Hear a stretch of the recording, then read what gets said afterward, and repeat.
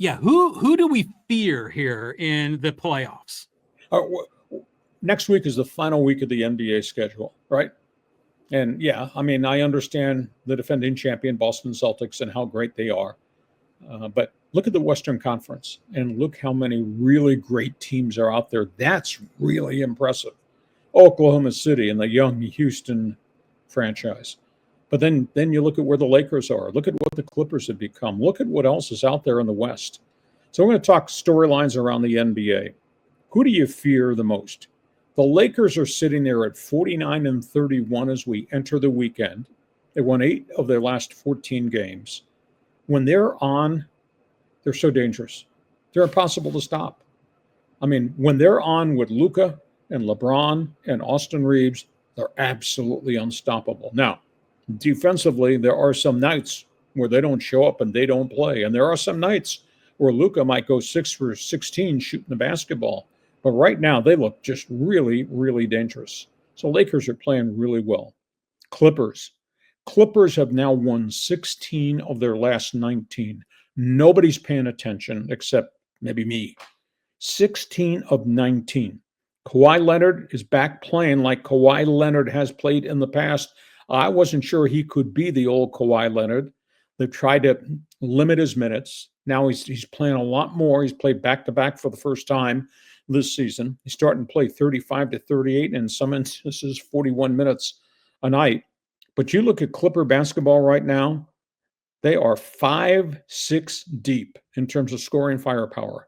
They got Kawhi, they got Norman Powell, they got James Harden, they got Bogdanovich, three-point shooter.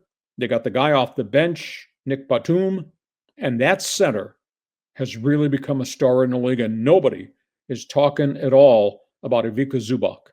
He had back-to-back games, John, of 24 points and 20 rebounds, and then a triple-double last night, 20 points, 11 boards, 10 assists. Wow. That's a really complete team that Tyronn Lue has, and it's healthy for the first time all season long. So those, to me, those guys are really dangerous, Lakers, Clippers.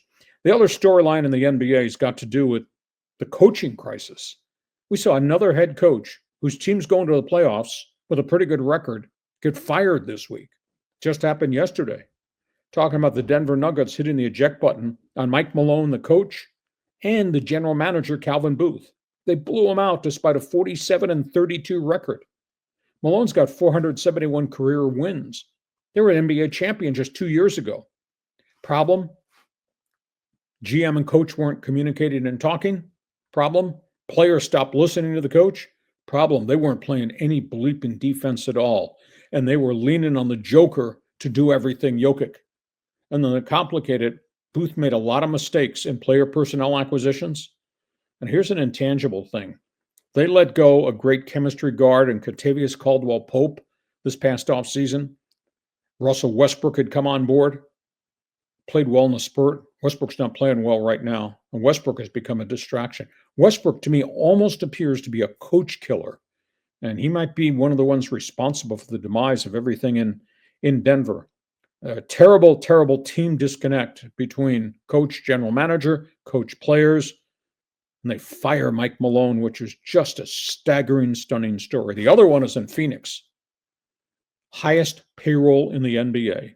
All those star players, Kevin Durant, Devin Booker, Brad Beal, they're going to win a championship. They're out of the playoffs. They're not making the playoffs. They've lost 8 games in a row, and they're stuck with all these contracts, and they got this toxic situation that currently exists. So it's really a bad look for the NBA.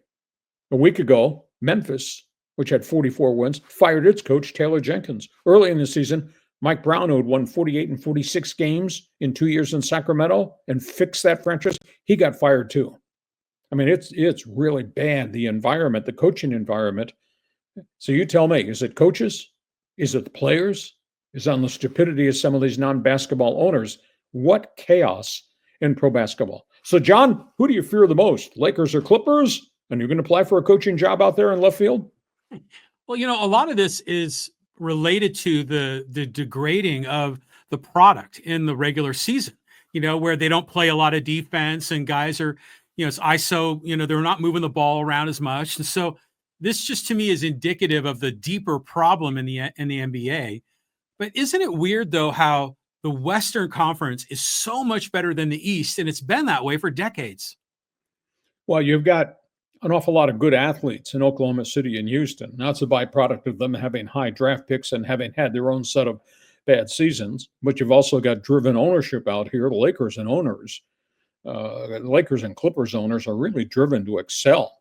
Obviously, the Lakers have all those banners. The Clippers are still looking for a banner to hang with an owner that's really committed. This is the third time in Steve Ballmer's ownership of the Clippers that they've loaded this roster that looks like it's pretty dangerous. Last two times it happened, injuries just sidetracked and derailed everything the Clippers were attempting to do. So I think there's a lot better athletes out here, and obviously we got owners who are not making an awful lot of mistakes. There's no guarantee that you're going to have a great team, despite how many stars you have.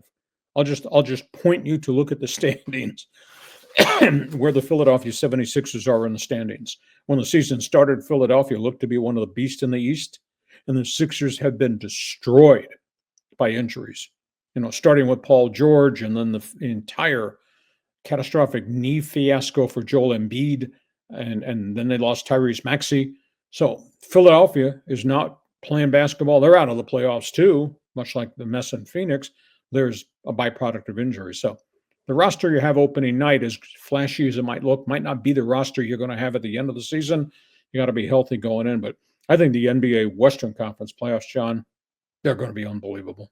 It's going to be great. And I'll tell you what, Steve Ballmer deserves to have some good, juju going his way.